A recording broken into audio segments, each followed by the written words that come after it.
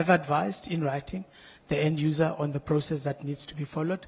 They must take, they must report the case to Saps, well, to a police station rather, and have a case number, and then they must then go through a process of making sure that they restrict the supplier if the supplier is found wanting through the investigation that they need to have. When are you going back to office? I will be back on the 12th of December. This year? I probably would be back in office in January. Okay. Will you be able to formulate a written report in respect only of this aspect of this process? To update the committee on the detail of what we have found and the consequence management steps that you are taking? I have access to my emails. I'll prompt the Lieutenant General in that space to furnish me with what happened in that space in my absence, and then I will furnish that report. I would request the committee to send us a request, but I have noted. You can whisper to that man on your right when you are done. It's going to give you the details.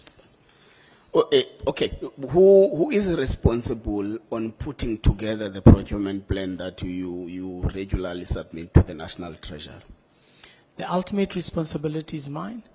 The needs are compiled by the end users. The demand manager or the component head demand puts together the plan. The process within the Saps is that we present the plan to the National Commissioner, who is the accounting officer, for his sign off, and he does that, and we send it to the National Treasury for consideration. No consultants? No, we do it ourselves. Do the items you submit in your procurement procurement plan contain the specification of the item you are to procure and the cost, therefore? We have cost estimates. Cost estimates, yeah. And we've got a service and a description of a service, not the specification. Not the specification? No. Okay. Chair, I'm not sure if News 24 is here. Last week they issued an article. This article suggests that Mr. Ket Vosumzi Matlala leased or rented clinics or healthcare facilities from the SAPS 6 months before he was awarded the 360 million rands contract. Are you aware of that? The article is incorrect. The rental of facilities is not done by Saps. It's done by Public Works.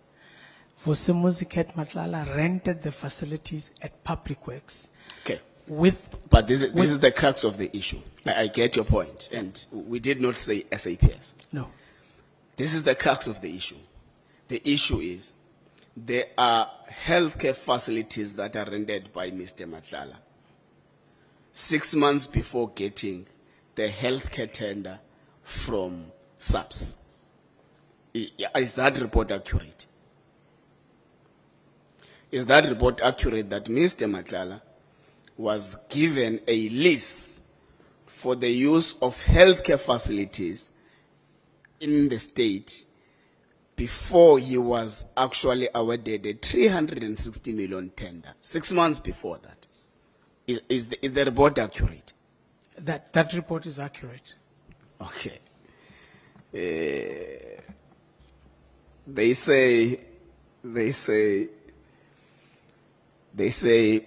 call him a tender prophet.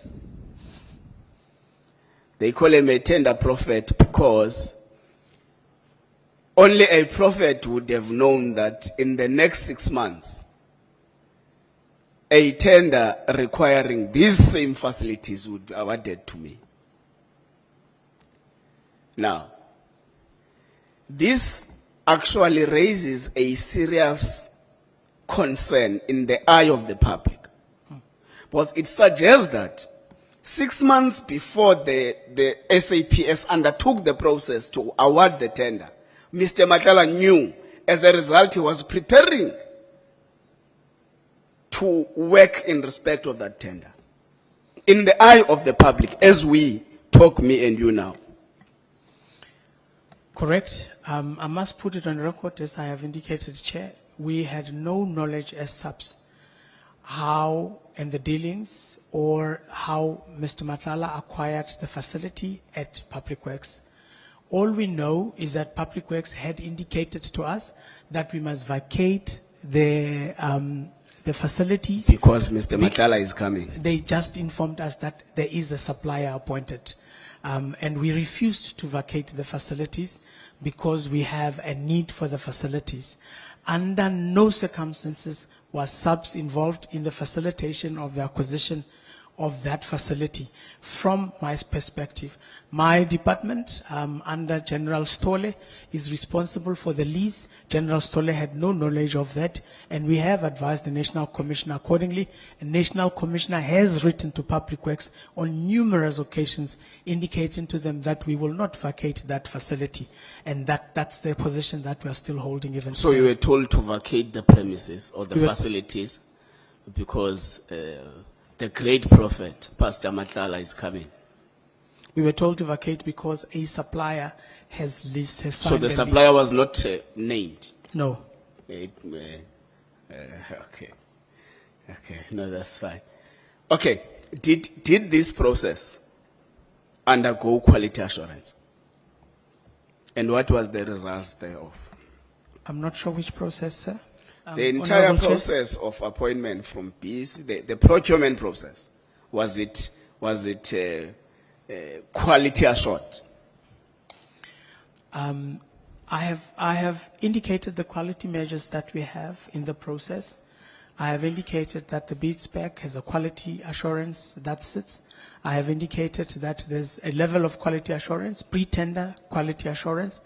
I have indicated post-tender closing, and prior to tabling at BC, there's 2 levels of quality assurance that takes place there. And we have, futuristically, there's probity now, but there are quality assurance processes that we have embedded in the process. Were there any procurement procedures that were flouted in awarding the tender? The internal audit has picked up that the suppliers that should have not advanced to the next level through the evaluation process have been advanced. Yes, the process Has there been a consequence management effected to those found to be responsible for that? I have indicated that the National Commissioner is waiting for the forensic investigation, and I think I preempt that his understanding is that he needs to have a holistic picture of who else was involved in the process, so that we can have everybody going through the disciplinary process at once and not to have others left out of the process. And yes, in terms of the framework published by National Treasury, anyone that is found to have led a tender into irregularities, consequence management must be initiated and concluded. Does the internal audit report say anything about your BEC people? Does it say anything about flouting or irregular process about your BEC people? I hear you are the custodian. Someone was here. Of the BEC? Someone was here. Yes. Who said, he had spectacles as well. It said, I'm the custodian of all dockets in the country. Yeah. So when now you are a custodian of all the BEC members. So are there any BEC members who would have been fingered in these procurement irregularities by the internal audit report? No, internal audit report is silent in terms of who, but they have singled out the facilitator, and the facilitator can only be one person, but they have not mentioned the name. But they have indicated that the BC and BAC, and I have responded to the evidence leader that consequence management would have to take place, and each member would then have to go and account. You chair the BAC. Yes, I do. What measures do you take to ensure that every procurement process has been followed? I do have the procurement. What I normally would do is to make sure that the processes pertaining to procurement process have been followed. I do make sure of that before the tender is advertised. Just pause there. You'll continue. So you check if procurement processes were followed. Now, let's take this part. We're going to proceed.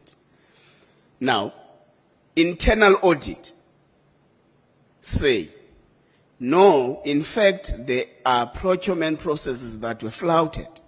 In a process where now you gave a thumbs up as the chair of the BAC. Do you think that consequence management must start with you? How would you have missed this great central thinking around any procurement process? That at least the process must be done. Then discussing who's given the tender is a different discussion. But the due process must be followed. Now, you preside over a tender that is given to someone with flouted procurement processes. What must SAPS do to you? Honorable Chair, I have indicated that in terms of the documentation that was provided to us and the reasons that were cited in the report, we have no reason not to believe the information that was provided to us. Honorable Chair, I've also indicated that we have interrogated the report jointly as the Bid Adjudication Committee, and we found nothing untowards what was presented to us. I must indicate at this present moment that, and I think I have also indicated, that should there be any criminality that is built into the evaluation that took place, we might not be in the position to pick that in the procurement process, and that's where we are lacking, and we need to be in the position to have tools to be able to detect some of the criminality that may have been evident in the process. Passing a supplier that does not qualify for a criteria is criminality, and that should be condemned. Okay.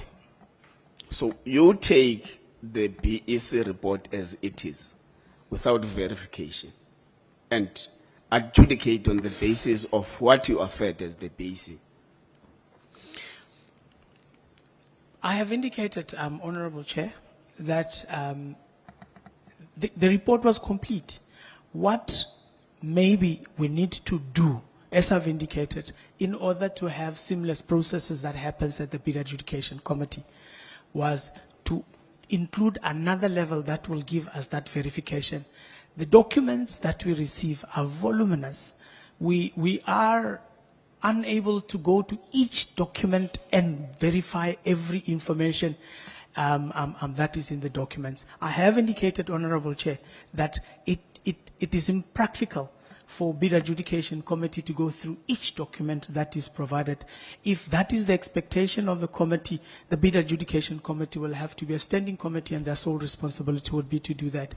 However, if there are any things that are presented in the document and they are untowards, Bid Adjudication Committee has a responsibility to do that. I have also demonstrated that we have, in some instances, I've demonstrated in the minutes where we have looked at and there were things that were missing, and we went back and requested that information. In this instance, the Bid Adjudication Committee members felt that they had sufficient information to adjudicate an award.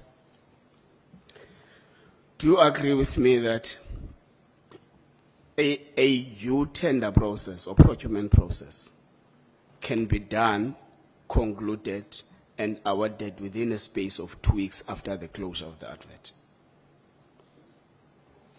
In a normal environment, yes. The work of Saps is of such a nature that the members of the bid evaluation committees might not be readily available to evaluate within a short space of time. But a normal tender process, 2-3 days, you can conclude the evaluation depending on the magnitude of a tender. But the availability of members of the bid evaluation committee vis-a-vis their responsibilities in the operational environment is the one that prolongs the process. It's one of the reasons that prolongs the process. No, I was asking that because I don't understand why this rush to an extent that we even forget to follow the due process. The last issue is, are you aware of the referral of the tender to IDEC? No. Do you know that, you don't know that the tender has been referred to IDEC for forensic audit? I'm aware that it is referred to the forensic auditors, but whether that for the forensic auditors are IDEC, I don't know, but it could be. Are you confident that that forensic audit result will not bring your name to have I'm confident. been at the wrong side of law? I'm very confident. Thank you very much. No further questions, Your Worship. We'll pass the microphone to Honorable Sokanyile. Thank you very much, Chairperson. Lieutenant General Fani,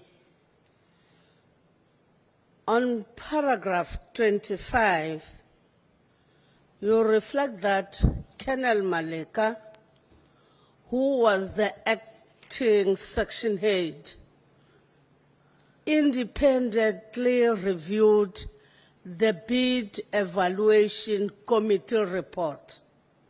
Then, how is the independent review of the report undertaken? Can you reflect on that? And also reflect on the meaning of independent, because it is there on paragraph 25. The Colonel Malika at this instance was the section head of the when this tender was being adjudicated, evaluated. By virtue of his position, he has to conduct the due diligence with regards to this tender. He may, at his behest, request others to assist him with the evaluation, but it is expected of him to do the quality check on this process and attach his signature that he has done this process. The same is expected of the component head. No, I wanted you to reflect on the independent review of the bid evaluation committee report. Can you reflect on that? And also reflect what is the meaning of independent? Because I don't think that independency reflect to Colonel Malika alone, according to the paragraph 25. Can you read paragraph 25? The section head of procurement, Colonel Malika, who was at the time the acting section head, independently reviews the bid evaluation committee report for accuracy and ensures it aligns with the advertised bid specification and all associated documents, such as the standard bid documents. Yeah. Then I wanted to check if this was done by Colonel Malika or it is always done by the section head. It is done by section head, and Right. he's the acting section head. He was this acting section head at the time, and he has signed the document. Then can you reflect how independent review of the bid evaluation committee report is undertaken? Can you reflect on that? The requirements of this is to be in the position to look at what was advertised, what was received, and whether the bid evaluation committee has done the evaluation correctly and accurately. And when he has satisfied himself with those conditions, he can then sign the report and send it through to the component head, who will also do a verification of what he has received from the section head. Then independent, what is the meaning of it? Independent, he is assigned the responsibility. Meaning that he alone can decide on that. That's my meaning of independent. He may assign duties and responsibility, or him with others may be able to do that. But he's the He one. can take that decision He can take that decision. and do it. Yes. Okay. Then again, on paragraph 26, how is the checking of calculation for pricing is undertaken, is there a guiding framework on the calculations of prices? The National Treasury has made a stipulation and has provided a formula on how to calculate. So you use them. We use the National Treasury formula to calculate. And then paragraph 27. On paragraph 27, you talk of the section head verifying documentation that ensures that all claims in the report are supported by evidence. What will be the nature of the evidence in that regard? Where it says, where there was a requirement for a lease agreement, he would then have to ensure that that claim of having a lease agreement is evident in the document. So that's type of claims that I'm talking about in this document, where it said that the supplier has, for an example, a registered nurse with occupational health. Such a claim will have to be verified, and there must be documents in the record for that claim. And if he's satisfied that all the requirements of that specification have been met, then he signs off and sends it forward for verification. Okay. On paragraph 42, when you reflect on the chronology in the awarding of health risk services tender, that eventuality was awarded to Medicare 24, Tshwane District Pty Ltd. The meeting of the 16th January 2024, paragraph 18, that meeting was held. We talked to the pre-advertisement. And then on that pre-advertisement, there was an assurance group in component procurement that talks to a quality assurance group. Then what is their duty? What is their role? And what is the quality assurance group that we're looking for in that pre-advertisement meeting? The role of this committee, Honorable Chair, is to make sure that there's a bid specification and the bid specification is complete. They then look at that the bid specification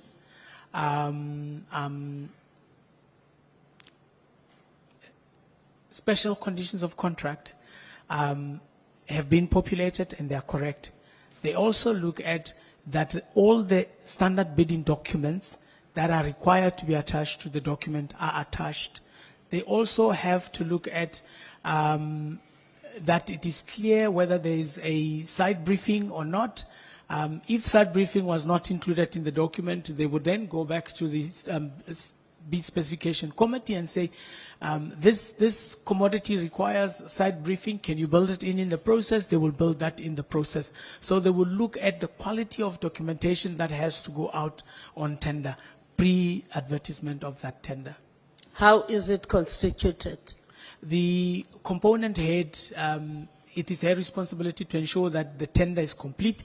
She will constitute that at her behest. Normally it's a section head and the people that are working in that section head. You have two section heads in procurement, one that deals with movable government assets, which is anything that is portable to be carried around, and the other one is in the facilities space. So if it is a facilities document, the section head in facilities would then be roped in to make sure that they check that documentation and they sign it off. Okay. Then they will give you the report. Or where will their report go to?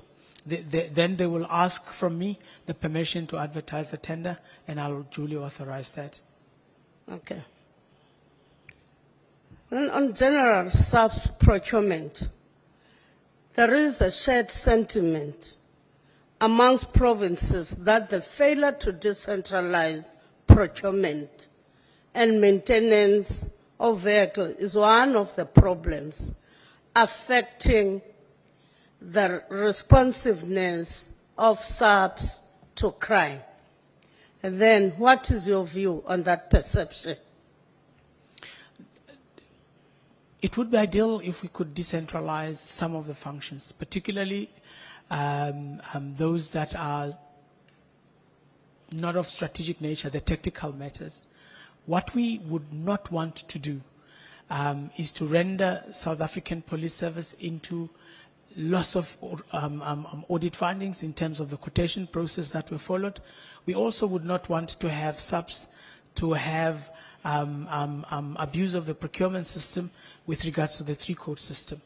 The risk has been identified in the three-code system in a sense that you could buy this water with 50 rand. If the three codes come, one says 47, one says 48, and one says 51, you will check the cheapest of the three.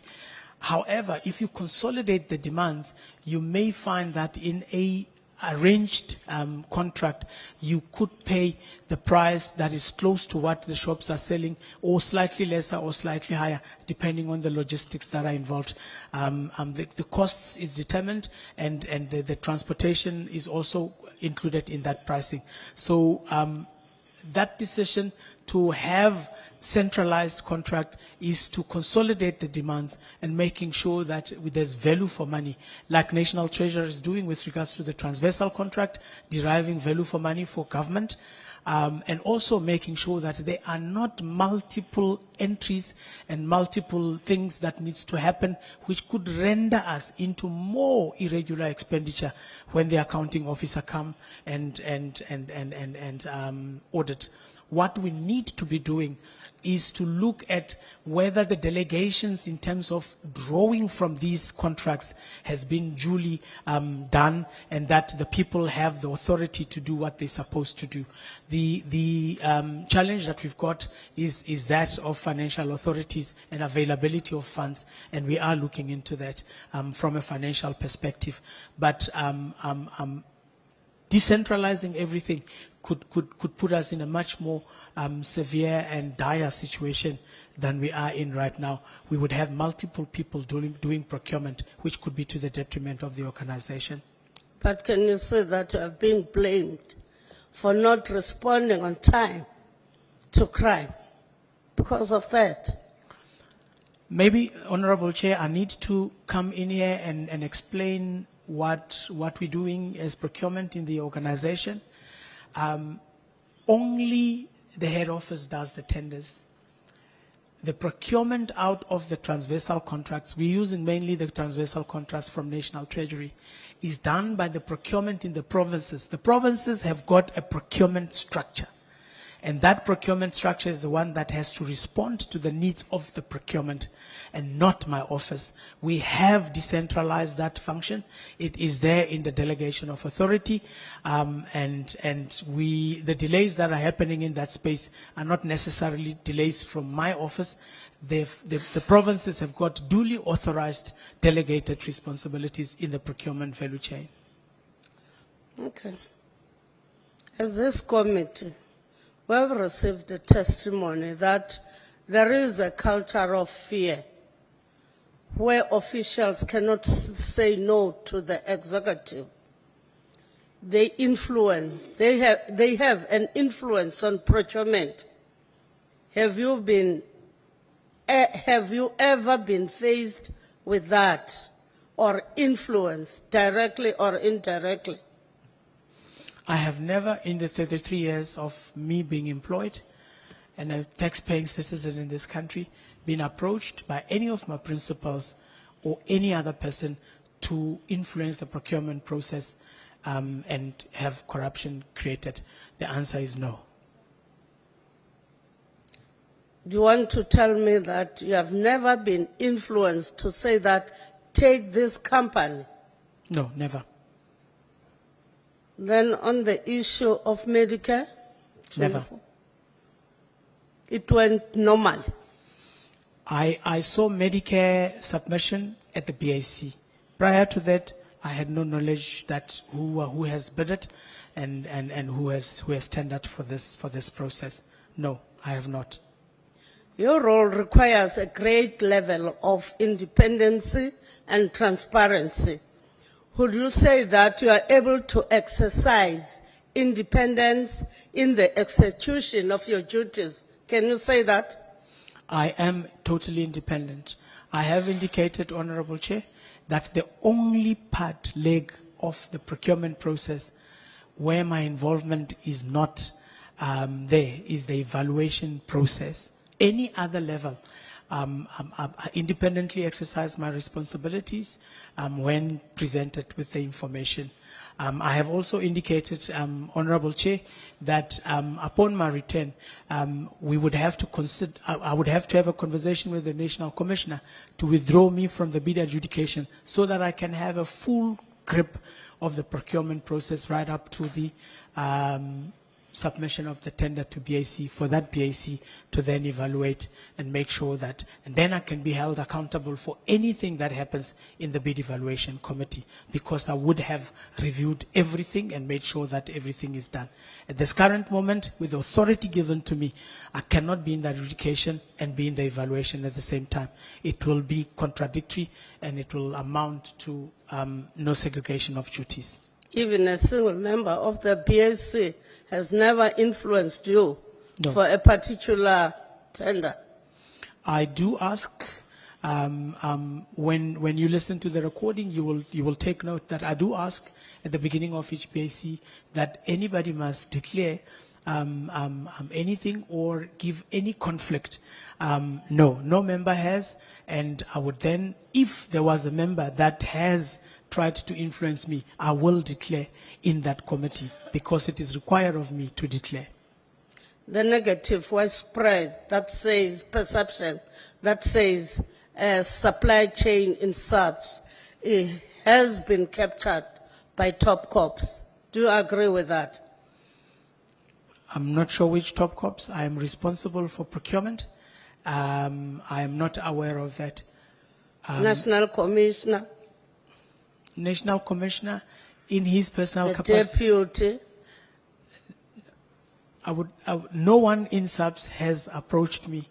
I cannot vouch as to whether they have approached other people, but in as far as I'm concerned, National Commissioner has never asked me to do him procurement favors. we're not going to get a report that you are influenced by the deputy National Commissioner on this Matlala tender.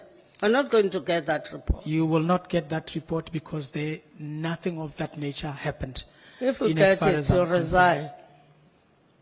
You will not, resign immediately if we get that. you will not get that report because it never happened. Okay. On AG's findings, Saps AG findings for 2025-2026 financial year reflects on that irregular expenditure has increased by 140%, reaching to 740 million. And the findings, they point to the weaknesses in the bid evaluation committee, who lack requisite skills and training and fail to exercise the due diligence when evaluating bids. Do you agree with that first? Correct. Okay. With regard to the Medicare 24 tender award, according to your knowledge, did the supplier certify all requirements in the evaluation criteria when the tender was awarded? According to my knowledge, in as far as the report that was tabled at BAC, Honorable Chair, yes, they met the requirements. Why are you sitting with the bid evaluation committee that doesn't have skills, required skills? What have you done The bid in evalu- addressing that?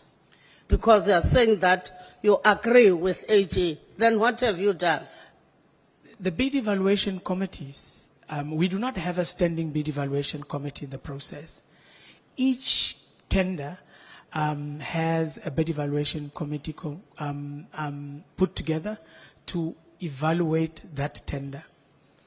We always request the end users that are technically knowledgeable to put the spec and evaluate on that spec to come together. The issues of suppliers that are put forward, we are having a challenge with regards to that. And yet, hence I am saying, and I've said earlier on, that we need a technology that will assist us. And we also are looking forward, we have put processes in place for professionalization of our people. We have already contacted National Treasury to make sure that National Treasury come and train all the possible bid evaluation committees in South African Police Service. They've referred us to National School of Government, and we have contacted them with that regards. We are serious about making sure that all this historical irregular expenditure, that did not happen in 1 year, it's historical, and we are in the position of clarifying and making sure that we have knowledgeable people that would be able to do that. Should this persist, then we would look at what then makes the irregularities that come at that time. But we have already engaged National Treasury to ensure that we check up. Not only National Treasury, we called in the bodies that govern procurement, such as Saps and Saps, to come and speak to everybody in procurement from Colonel upwards, to help them understand what the importance of ensuring that we've got sound governance and sound processes are, and what is it that they can assist us with, making sure that our knowledge gap with as procurement is jacked up. Procurement is not a static environment, it's fluid, and it is required that we have knowledgeable people in that space. I have already arranged that. They came and they did that. I have also solicited the work of the risk and compliance team to come and explain to us what are the things that we need to do in making sure that we identify the risks, specifically for people that are at various levels. And they did come, and that process we embarked upon in August. We have redefined our risks, and we are with that. Thank you, Chair. Dr. Fanny, may you please stop speaking. Kali, Chairperson, I've started. Yeah. Thank you, Chair. The time has expired. You must look at me, Doctor. I allocate 20 minutes per speaker. When 20 minutes expires, you stop speaking. Honorable members, it's 3 hours now from 2 o'clock. So we are going to break for 15 minutes. We will come back at 5 minutes past 5. Advocate Zikalala, I wanted to use the word "getuigskrif," which is a testimonial.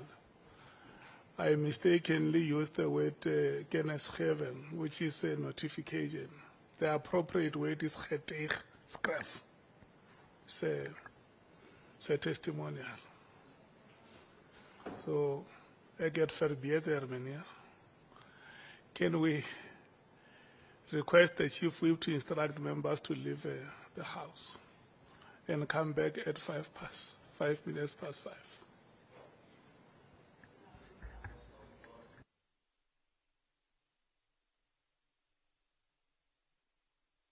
You want me to write to a letter, Chief Whip, and request you to instruct the members?